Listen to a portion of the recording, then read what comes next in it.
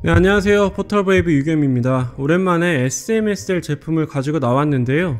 이 SMSL에서 새로 나온 최신 덱 D300입니다. SMSL 제품들은 저희 채널에서 종종 다룬 적이 있죠. 이 토핑과 함께 거치형 차이파이 제품들 중에서는 가성비와 측정치 모두 최고복인 그런 브랜드입니다. 보통 토핑이나 이 SMSL 제품들은 주로 앰프가 인기가 있는 편입니다.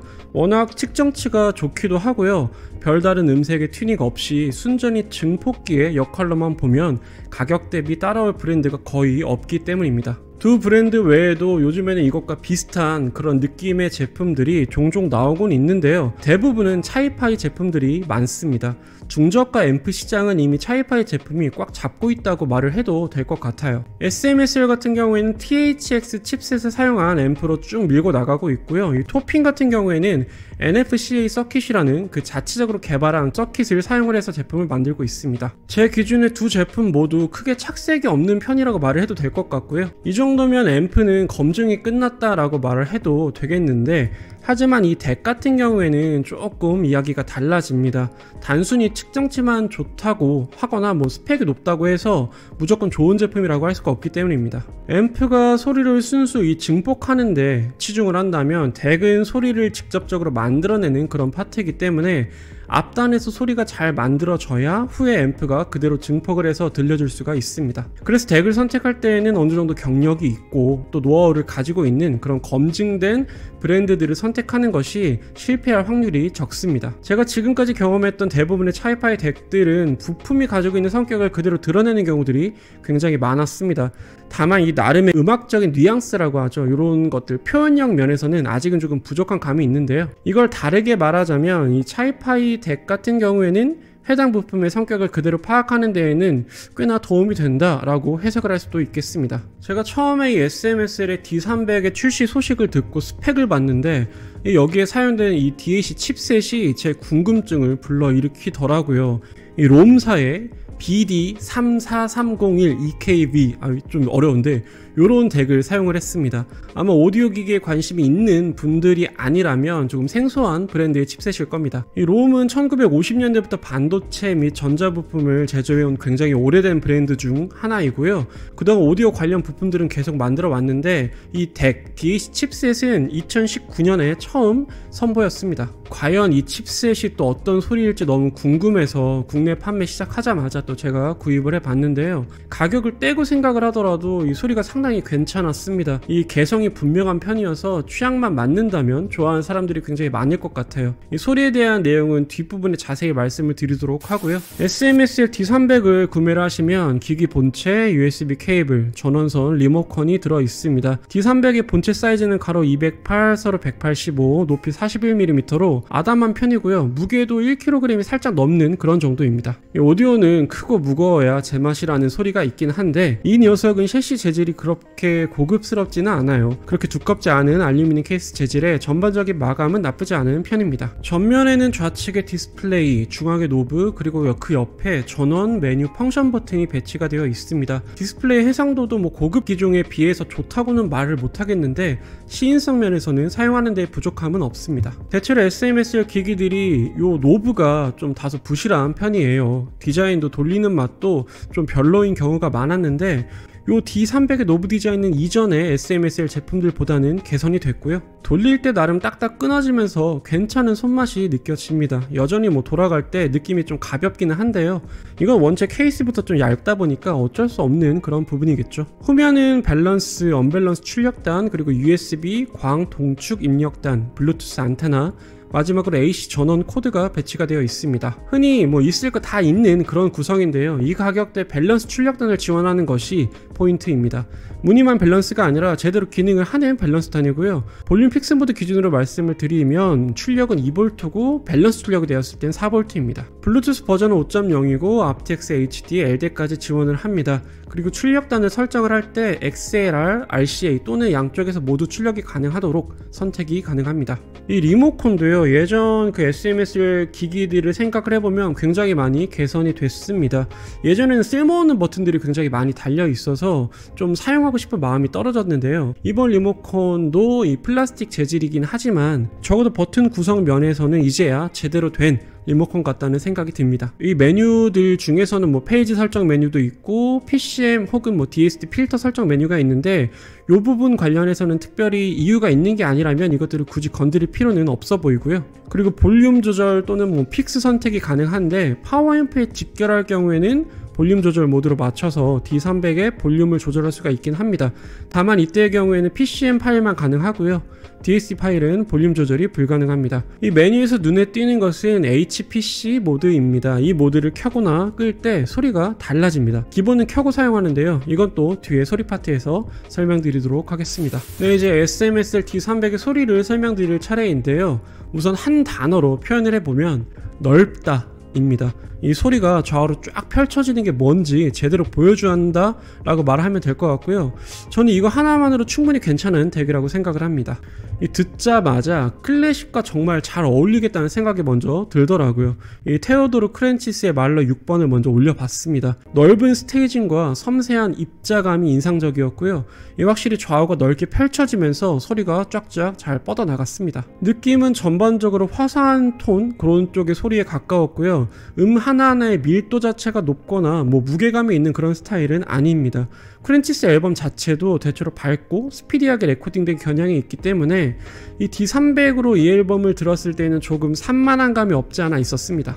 그래서 또 비교를 위해서 같은 곡 다른 지휘자의 다른 앨범을 한번 들어봤어요. 이 클라우디오 아바도 지휘의 베를린 필 말러 6번을 들어봤습니다. 크렌치스가 과하게 현대적인 스튜디오 레코딩에 가까운 그런 소리였다면 이 보다 정석적인 연주에 가까운 그런 앨범인데요. 예쁘고 세련되게 다듬기보다는 시련을 그대로 옮기는 데 치중한 듯한 그런 레코딩이 특징입니다. 개인적으로는 요 D300으로 들었을 때에는 아바도의 말러 앨범이 훨씬 더 듣기가 좋았습니다. 잘 어울렸어요. 이 좌우 공간감에 더해서 무대의 깊이 표현도 더 뚜렷하게 느껴졌고요. 그렇다고 하더라도 이 DAC 자체가 파워나 타격감이나 무게감 이런 쪽과는 거리가 좀 있는 편이기 때문에 어떤 앨범을 듣든지 간에 자극적인 맛은 덜했습니다. 이번엔 좀 장르를 바꿔서 재즈 앨범을 들어봤습니다. D300은 자꾸 뭔가 좀 예전의 스탠다드를 찾아서 듣게 만들더라고요.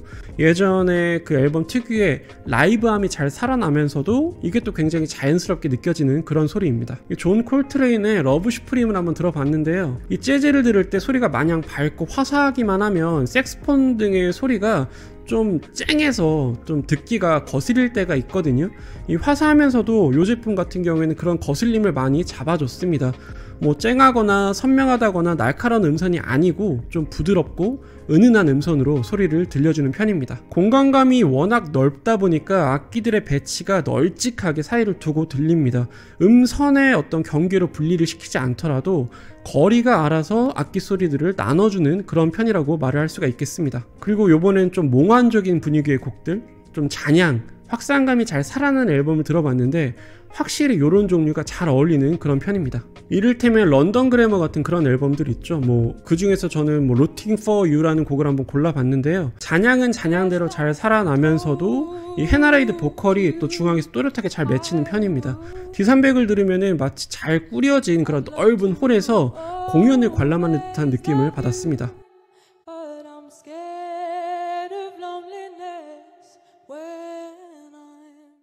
이제껏 들었던 대부분의 차이파이 오디오 시스템들이 들려주지 못했던 부분이 바로 이런 음악적인 뉘앙스 표현 이런 건데요. 앞선 설명만 드리면 단순히 고역 성향으로 오해하실 수도 있을 것 같아서 좀 말씀을 드리면 이거는 뭐 확산음이라든지 공간감이 가지는 특성으로 인한 음색적인 그런 특징일 뿐이지 딱히 저역이 안 나오는 기기도 아닙니다. 이 저역 양 자체는 많지가 않은데 이 질이 상당히 좋아요. 떨어질 때에는 또 끝까지 떨어졌고요. 굉장히 낮게 중심을 잡아서 들려줄 수도 있었습니다. 이 40만원대 기기인데 이 정도 성능이면 사실 제 입장에서는 안 살 이유가 없는 기기다 라고까지 말씀드릴 수가 있겠고요. 그리고 아까 잠깐 말씀드렸던 HPC 모드가 있잖아요. 이게 또 선택에 따라서 중역대의 밀도가 달라집니다.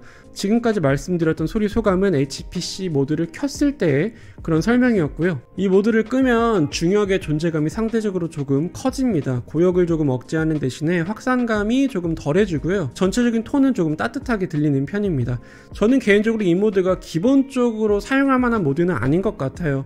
저한테는 HPC 모드를 켰을 때 이때가 훨씬 더 매력적으로 소리가 들렸습니다. 다만 앞에서 들었던 그 크렌치스 앨범 같은 과하게 화사하고 깨끗하고 좀 밝은 경향의 그런 녹음이 된 앨범을 들었을 때에는 HPC 모드를 껐을 때 이때가 조금 그 고역을 잡아주는 안정적인 톤으로 들려줬기 때문에 앨범에 따라서 선택할 만한 그런 기능인 것 같습니다. 네, D300은 가격 대비 소리만 따지고 봤을 때는 아주 만족스러웠는데요. 그럼에도 또 몇 가지 아쉬운 점이 있긴 합니다. 먼저 좀 너무 저렴하게 느껴지는 이 표면 셰시입니다. 너무 얇아서요, 좀 낭창낭창 거린다고 해야 할까요? 마음 같아서는 이 셰시만 튼튼하게 바꿔주고 싶을 정도였어요. 셰시가 진동하고 연결되는 그런 직결되는 부분이기 때문에 생각보다 셰시에 따라서 소리가 좀 많이 달라지는 편입니다. 가능하다면 이 동일 스펙, 동일 기기에 케이스만 좀 확실하게 업그레이드를 해서 만들어서 팔았으면 좋겠다라고 생각을 했고요. 뭐 이런 것도 포터블 웨이브 한정판으로 한번 어떻게 콜라보해서 만들면 안 되나 이런 생각도 들어봅니다. 두 번째로는 메뉴 설정을 했을 때 글씨 크기가 너무 작아요. 이게 좀 멀리 앉아서 리모컨으로 조작을 하다 보면 제가 눈이 그렇게 나쁜 편도 아닌데도 글씨가 잘 안 보이더라고요. 또 일어나서 가까이 가서 메뉴를 설정해야 되는 이런 귀찮은 점이 있었습니다. 소리면에서는 사실 이 가격대에 이 정도 소리면 제 취향에선 더 바람이 욕심이라는 생각이 들긴 하는데, 이 가격을 따지지 않고 한번 짚어보자면 스케일이나 음성 표현은 그대로 두고 여기에 다이나믹스만 아주 살짝 좀 더 살아나면 어땠을까 하는 그런 욕심을 좀 내봤습니다. 아무래도 소리 자체가 조금 부드러운 편이니까요. 그런데 또 이게 말이 이 정도 스케일에 해상력, 표현력, 음악성이 유지가 되면서 뭐 다이나믹스까지 더해진다? 이러면 또 바로 몇백만원짜리 기기들하고 경쟁을 해야겠죠. 뭐 저희 같은 오디오 마니아들이 자꾸 기기를 바꾸는 이유 중에 하나가 기존 기기 소리가 식상해지면서 새로운 소리에 궁금해서 좀 그렇잖아요. 그런데 D300은 일단 본인만이 가지는 뚜렷한 개성이 아주 좋은 쪽으로 있는 편입니다. 개성이 아니더라도 취향만 맞는다면 쭉 메인 기기로 쓸만한 소리라고 생각을 하고요. 그리고 여기에 들어간 이 롬사의 DAC 칩이 비싼 편에 속해요. 제가 알기로는 칩 하나에 거진 $100에 가까운 그런 칩으로 알고 있는데, 이거를 사용하면서 이렇게 40만원대의 기기가 나온다?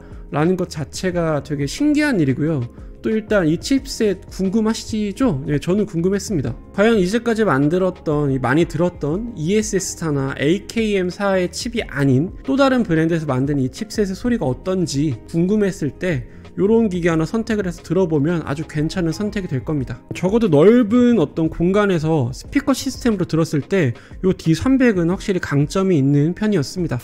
네, 지금까지 이 SMSL D300을 살펴봤습니다. 오랜만에 상당히 마음에 드는 그런 기기였고요. 그래서 또 할인 이벤트를 하나 준비를 해봤습니다. 저희가 올해 초에 이 제품의 판매처죠, 이 하이파이 프로젝트하고 함께 토핑의 NX7을 할인 행사를 한 적이 있었어요. 당시의 반응이 상당히 괜찮았습니다. 판매도 어느 정도 됐었고요. 이벤트 이후에도 제법 입소문이 났다고 하더라고요. 그래서 이번에도 하이파이 프로젝트에 부탁을 해서 D300을 네이버 지금 최저가보다 훨씬 더 저렴하게 구매할 수 있도록 할인 이벤트를 준비를 했습니다. 혹시나 또 오해하실 만한 분이 계실까봐 덧붙이자면, D300은 지난번에 저희가 NX7 행사했던 것처럼 제품이 괜찮아서 제가 사서 들어보고 직접 여쭤봐서 기획한 행사입니다. 물론 또 공동구매 뭐 이런 건 아니고요. 가격은 네이버 현재 최저가가 43만 9천원인데요 39만 9천원으로 준비를 했습니다. 그래서 아래에 저희가 고정 댓글을 남겨 드릴 텐데 아래 링크를 통해서 들어가시면 할인가로 구입을 하실 수가 있을 겁니다. 행사 기간은 이 영상 발행 시간 요때를 기준으로 7일 동안입니다. 재고가 얼마 없다고 해요. 그래서 판매되는 수량에 따라서 뭐 중간에 일시 품절이 될 수도 있다고 하니까요. 관심 있으신 분들은 참고를 해주셨으면 좋겠습니다. 네, 오늘 영상 여기까지입니다. 영상이 도움이 되셨다면 구독, 좋아요, 댓글, 알람 설정 부탁드리겠습니다. 감사합니다. 피스. 사세요. 내가 또 지난번에 NX7 막 들고 와서 이 가격대에 쓸 수 없는 뭐 괜찮은 기기라고 막 말을 했었잖아. 근데 얘도 마찬가지.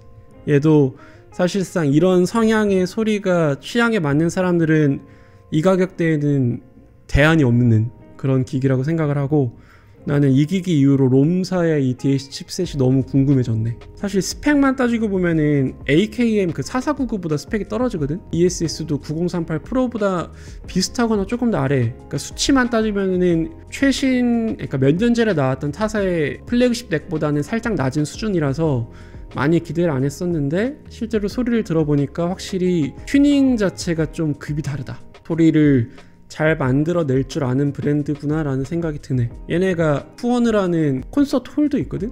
거기에 보면은 되게 넓은 그런 클래식 공연장도 있고, 그래서 그런지 요런 좀 넓은 소리, 자연스러운 소리, 좀 고급진 음색 이런 걸 잘 뽑아내더라고. 그리고 또 그걸 SM 시리즈 그대로 풀어내다 보니까 차이파이의 가성비와 되게 고급진 소리가 잘 만난 그런 제품이 아닌가.